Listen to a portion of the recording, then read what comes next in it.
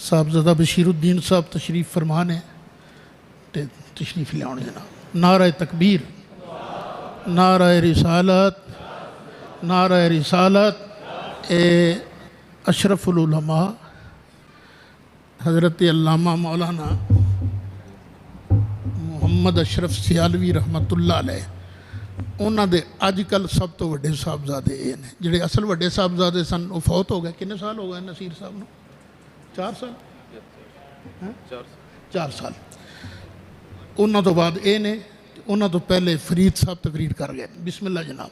الحمدللہ الحمدللہ ذی القوۃ المتین الرزاق والصلاة والسلام علی من بعث لتتمیم صالح الاخلاق اما بعد فاعوذ باللہ السمیع العلیم من الشیطان الرجیم بسم اللہ الرحمن الرحیم ذالک الکتاب لا ریب فیہ وقال اللہ تعالی فی شان حبیبہ مخبرا وآمرا ان اللہ وملائکتہ یصلون علی النبی یا ایہا الذین آمنوا صلوا علیہ وسلموا تسلیما الصلاۃ والسلام علیک یا سید یا رسول اللہ وعلی آلک واصحابک یا حبیب اللہ الصلاۃ والسلام علیک یا خاتم النبیین الصلاۃ والسلام علیک یا راحت العاشقین گر تو میں خواہی مسلمان زیستن نیس ممکن بجز قرآن زیستن۔ وہ معزز تھے زمانے میں مسلمان ہو کر اور ہم خوار ہوئے تارک قرآن ہو کر۔ بعد از حمد و صلات انتہائی واجب الاحترام زینت محراب و منبر علماء اعظام، مشائخ اعظام، عوام اہل سنت، مجھ سے قبل علماء اعظام نے اپنے اپنے تأثرات کا اظہار کیا ہے اور اکابرین علماء موجود ہیں، ان کی موجودگی میں کشائی کرنا سوء ادب ہے، لیکن الامر فوق الادب کے تحت میں آپ کے سامنے کھڑا ہوں۔ اور آج کی نشست میں مختصراً حضرت سیدنا فاروق اعظم آپ کے اسلام لانے کا واقعہ عرض کرنا چاہوں گا۔ ایک دن ابو جہل نے اپنی جماعت مشرکین میں کھڑے ہو کر اعلان کیا کہ 3 دن ہوئے ہیں حمزہ بھی اپنے آباء و اجداد کی مقدس روایات کو ٹھکرا چکا ہے، تم اس روز روز کے جھنجھٹ سے یک بار کی نجات حاصل کیوں نہیں کر لیتے؟ تم میں سے جو شخص نعوذ باللہ من ذالک محمد کریم صلی اللہ علیہ وسلم کی شمع حیات کو گل کرے گا، میں اس کو سرخ اونٹ اور 40,000 درہم انعام دوں گا۔ ابو جہل کا اعلان سن کر عمر کا جوان خون کھول اٹھا، دہن ابن خطاب بول اٹھا، لات و عزا کے تقدس کی قسم، جب تک یہ مارکہ سر نہیں کر لوں گا زمین کی پیٹھ پر محو خرام ہونے کی جسارت نہیں کروں گا۔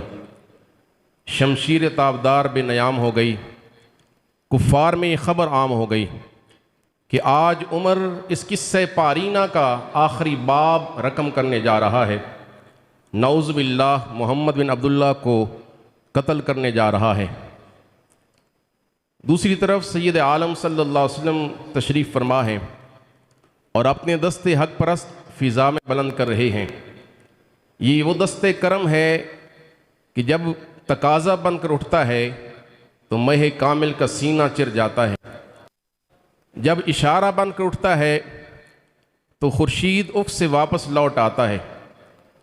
یہ تمنا بن کر اٹھا ہے، اور ذرا غور کیجئے مقدس لبوں سے کیا دعا نکل رہی ہے، اللہم اشدد بحبہما الیک۔ باری تعالیٰ عمر بن خطاب یا عمر بن حشام دونوں میں سے ایک کے ذریعے اسلام کو عظمت عطا فرما۔ اللہ رب العزت نے ارشاد فرمایا، اے محبوب عمر بن حشام کا نام دعا سے نکال دو۔ تو سید عالم صلی اللہ علیہ وسلم حضرت عمر کے لیے دعا کر رہے ہیں، اللہم اعز الاسلام بعمر بن الخطاب خاصتاً اے باری تعالیٰ بالخصوص عمر کے ذریعے اسلام کو عزت عطا فرما۔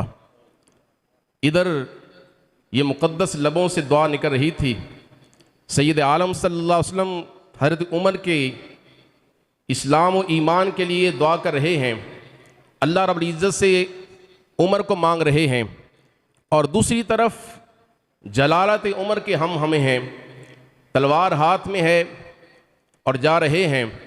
راستے میں نعیم بن عبداللہ نے پوچھا، عمر آج غصے میں ہو، کہاں کا ارادہ ہے؟ کہا آج دین آبا سے منحرف ہونے والے اس شخص کے روح و جسد کا تعلق ختم کرنے جا رہا ہوں جس نے قریش کی یکجہتی کو پارا پارا کر دیا ہے، جو ہمیں احمق گردانتا ہے، جس نے سرے کوچہ و بازار ہمارے بتوں کی مذمت کی ہے۔ تو نعیم نے پوچھا رضی اللہ عنہ، اے عمر اگر تم اپنے اس ارادے میں کامیاب ہو گئے تو کیا بنی عبد مناف تمہیں زمین پر محو خرام ہونے کے لیے زندہ چھوڑ دیں گے؟ تو عمر نے جواب دیا کہ مجھے کسی کا خوف نہیں، مجھے تو یوں لگتا ہے کہ تو بھی اس گروہ عاقبت ناشناس میں شامل ہو گیا ہے، کیوں نہ تیرے اوپر ہی میں تلوار کی دھار کو آزما لوں۔ تو نعیم بن عبداللہ نے کہا، اے عمر مجھ پر تلوار کی دھار آزمانے سے پہلے اپنے گھر کی خبر لے، درون خانہ کیا ہنگامہ بپا ہے، تیری بہن فاطمہ اور تیرے بہنوئی سعید بن زید حضور کے غلام بن چکے ہیں۔ یہ خبر ایک برق خاطف تھی، عمر خاکستر ہو گئے، وفور حیرت و استعجاب سے ششدر رہ گئے۔ ان کے لیے اس سے بڑھ کر اندوہناک خبر اور کیا ہو سکتی تھی کہ جس سیل رواں کو وہ ام القرا کی وادیوں سے نکال دینا چاہتا تھا، وہ ان کے نہاں خانہ قلوب میں اپنی تابانیاں بکھیر رہا تھا۔ دل کے پھپھولے جل اٹھے سینے کے داغ سے، گھر کو آگ لگ گئی گھر کے چراغ سے۔ عمر بہن کے گھر پہنچے، دستک دی۔ خباب بن ارد جو حضرت سعید اور فاطمہ کو کتاب مقدس کی تعلیم دے رہے تھے، عمر کی پرجلال آواز کو جب سنا اندر چھپ گئے۔ دروازہ کھول دیا جاتا ہے۔ عمر نے پوچھا، سچ سچ بتلاؤ یہ مترنم آوازیں کیسی تھیں؟ میں نے سنا ہے تم بے دین ہو چکے ہو۔ تو بہنوئی نے جواب دیا، ہم بے دین نہیں ہوئے، ہم نے تو ازلی اور ابدی حقیقتوں کو پا لیا ہے، اب تو یارائے ضبط نہ رہا۔ عمر ان کو مارنے لگے، مضبوط تن و توش کے مالک تھے، اور ان کو ضروب کیا تو بہن آگے بڑھی کہ اس نزائے سکون شکن کو ختم کرایا جائے، لیکن وہ بھی آتش انتقام کی زد میں آ گئیں۔ ایک زناٹے دار تھپڑ ان کے چہرے پہ پڑا، خون بہنے لگا۔ تو بہن فاطمہ بولی، اے دشمن خدا، ہمیں کس بات کی سزا دی جا رہی ہے؟ اس بات کی کہ ہم نے حضور کی غلامی کو اختیار کر لیا ہے۔ اے عمر سن، جان تو جا سکتی ہے لیکن اب ہمارے دلوں سے ایمان نہیں نکالا جا سکتا۔ عمر نے ایسا جذبہ استقامت کہاں دیکھا تھا؟ انہیں کیا خبر تھی جسے وہ نگاہ مازاغ ایک جرعہ سے نواز دیتی ہے، پھر وہ ساری زندگی مست شراب عشق رہتا ہے۔ راستے کی صعوبتیں، تکلیفیں، آلام اس کی راہوں میں حائل نہیں ہوتے۔ تو کہا، اے بھائی یہ جو کوشش تو کر رہا ہے یہ ناکام کوشش ہے۔ عمر نے جب بہن کی زبان سے اعلان عزم و سما سنا، کہا کہ اے بہن جو تم پڑھ رہے تھے مجھے بھی سنا دو۔ تو حضرت فاطمہ کی مقدس لبوں پہ وحی مقدس کے شیریں الفاظ جاری ہو گئے، طٰہٰ ما انزلنا علیک القرآن لتشقی الا تذکرۃ لمن یخشی تنزیلا ممن خلق الارض والسماوات العلی الرحمن علی العرش استوی لہ ما فی السماوات وما فی الارض وما بینہما وما تحت الثری۔ اب حضرت عمر نے جب حضرت فاطمہ کی زبان سے یہ آیات بینات سنی، دل کی دنیا بدل گئی۔ کہا کہ جس بارگاہ فیض و عطا سے تمہیں یہ گنجینہ اسرار ازل نصیب ہوا ہے، مجھے بھی اس رحمت تمام کا پتہ بتا دیجیے۔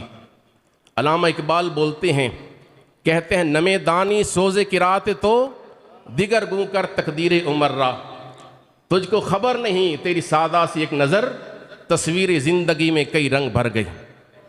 حضرت خباب بن ارت نے جب دیکھا اب عمر کے دل کی دنیا بدل چکی ہے، باہر نکلے، کہا اے عمر مبارک ہو تمہارے بخت با مراد کو، نبی اعظم صلی اللہ علیہ وسلم نے پیر کے روز جو تیرے لیے دعا کی تھی وہ تیرے حق میں قبول ہو چکی ہے۔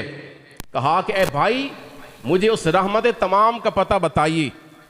چنانچہ حضرت خباب بن ارت نے رہنمائی کی کہ نبی رحمت صلی اللہ علیہ وسلم اس وقت کوہ صفا پہ موجود دار ارقم میں تشریف رکھتے ہیں۔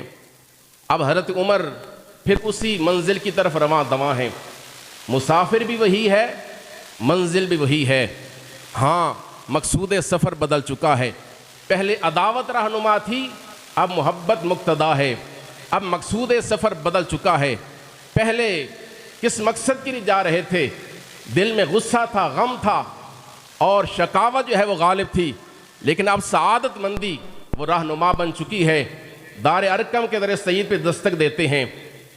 صحابہ کرام کو اندیشہ ہے، گونا گونے پریشان کیا۔ حضرت حمزہ نے کہا گھبراؤ نہیں، عمر اگر ارادہ بھلائی سے آیا ہے تو فابہا، وگرنہ اسی کی تیغ برا سے میں اس کا سر قلم کر دوں گا۔ دروازہ کھل جاتا ہے، عمر اندر داخل ہوئے۔ نبی رحمت صلی اللہ علیہ وسلم اٹھ کر کھڑے ہو گئے، فرمایا اے عمر ابھی تک وہ وقت نہیں آیا کہ تو اسلام قبول کر۔ اور سید عالم صلی اللہ علیہ وسلم نے عمر کے لیے چادر بچھا دی۔ عرض کرتے ہیں یا رسول اللہ آج اس چادر کے اوپر بیٹھنے کے لیے نہیں آیا، بلکہ اس کے ساتھ جو لگنے والی خاک ہے اس کو اپنی آنکھوں کا سرما بنانے کے لیے آیا ہوں۔ چنانچہ حضرت عمر نے کلمہ شہادت پڑھ لیا، اشہد ان لا الہ الا اللہ و اشہد ان محمدً عبدہ و رسولہ۔ اور یہ منظر کچھ اس قدر دل ربا تھا، صحابہ کرام نے اونچی اونچی آواز سے نعرہ تکبیر و رسالت بلند کیے۔ مکہ کے در و دیوار اور کوچہ و بازار گونج رہے ہیں۔ جبریل امین اترتے ہیں، پوچھا یا رسول اللہ آج کیا وجہ ہے؟ آپ کے غلام خوش و خرم ہیں اور آج نعرہ تکبیر و رسالت کی صدائیں وہ مکہ کے اندر گونج رہی ہیں۔ تو نبی رحمت صلی اللہ علیہ وسلم نے ارشاد فرمایا آج عمر نے اسلام قبول کر لیا ہے، اس لیے میرے غلام عمر کے اسلام قبول کرنے پر خوشی و مسرت کا اظہار کر رہے ہیں۔ جبریل امین نے کہا یہ صرف ام القرا کے اندر نہیں بلکہ لقد استبشر اہل السماء باسلام عمر، آج مکینان سماوات بھی عمر کے اسلام کرنے پر خوشی و مسرت کے شادیانے بجا رہے ہیں۔ حضرت عمر نے ابھی حضور کا کلمہ پڑھا ہے، ابھی ایمان قبول کیا ہے، ابھی ان کے نہا خانہ قلب میں نور ایمان نے اپنی کرنیں بکھیری ہیں، ظاہر و باطن ان کا ایمان کی دولت سے منور اور روشن ہوا ہے۔ عرض کرتے ہیں یا رسول اللہ کیا ہم حق پر ہیں؟ تو نبی رحمت صلی اللہ علیہ وسلم نے ارشاد فرمایا مجھے قسم ہے اس خدائے بزرگ و برتر کی جس کے قبضہ و اختیار میں محمد کی جان ہے، بلا شک و ارتیاب ہم حق پر ہیں۔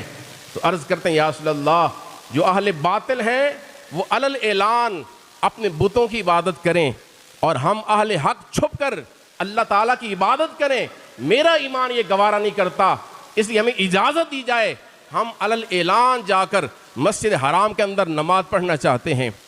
تو سید عالم صلی اللہ علیہ وسلم کی تو یہ سنت کریمہ تھی، لیکن عام مسلمانوں کو ابھی تک اجازت نہ تھی۔ آج عمر نے اسلام قبول کیا ہے تو نبی رحمت صلی اللہ علیہ وسلم اجازت دے دی، اب تمام حضور کے غلام وہ دو صفوں لائنوں کے اندر مسجد حرام کی طرف رواں دواں ہیں۔ ایک ہی قیادت حضرت حمزہ کر رہے ہیں، دوسری قیادت حضرت عمر کر رہے تھے، اور جماعت مشرکین محو انتظار تھی کہ آج عمر ایک بڑی خبر لانے والا ہے۔ لیکن جب دیکھا کہ عمر بھی حضور کا غلام بن چکا ہے، ان کے دل بجھ جاتے ہیں، چہرے سیاہ ہو جاتے ہیں، اور حضرت عمر ان کے پاس گئے، کہا کہ تم میں سے جو چاہتا ہے اس کی عورت بیوہ ہو جائے، اس کے بچے یتیم ہو جائیں، وہ ذرا مسجد حرام سے باہر نکل کر میرے ساتھ دو دو ہاتھ کرے۔ صحابہ کرام فرماتے ہیں واللہ مستطعنا ان نصلی عند الکعبہ ظاہرین، خدا کی قسم ہمارے اندر یہ تاب و توا نہ تھی کہ ہم علل اعلان مسجد حرام کے اندر جا کر اپنی جبین نیاز کو سنگ حرم پہ نچھاور کریں اور سبحان ربی العالیٰ کے مقدس زمزموں سے اپنے مشام جاں کو معطر کریں۔ لیکن جب عمر نے اسلام قبول کر لیا اللہ تعالیٰ نے ہمیں یہ ہمت عطا فرمائی، یہ طاقت عطا فرمائی. اور سید عالم صلی اللہ علیہ وسلم نے ارشاد فرمایا ان اللہ جعل الحق علی لسان عمر وهو الفاروق فرق اللہ له بین الحق والباطل. اللہ تعالیٰ نے حق عمر کی زبان پہ جاری کر دیا ہے اور اس نے آج کفر اور اسلام کے اندر نکھیڑا کر دیا ہے.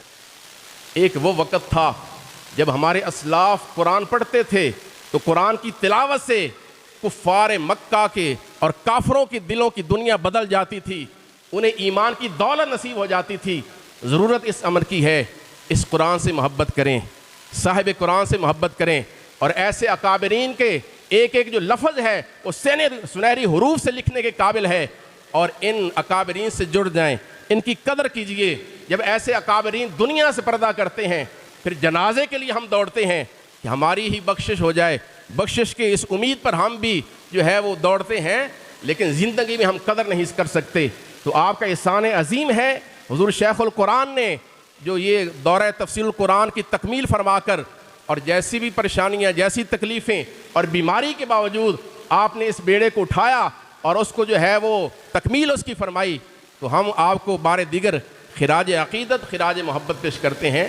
اللہ تعالیٰ آپ کو عمر خضر عطا فرمائے اور ہمیں زیادہ سے زیادہ علماء حق، علماء ربانیین سے استفادہ کرنے کی توفیق و سعادت نصیب فرمائے.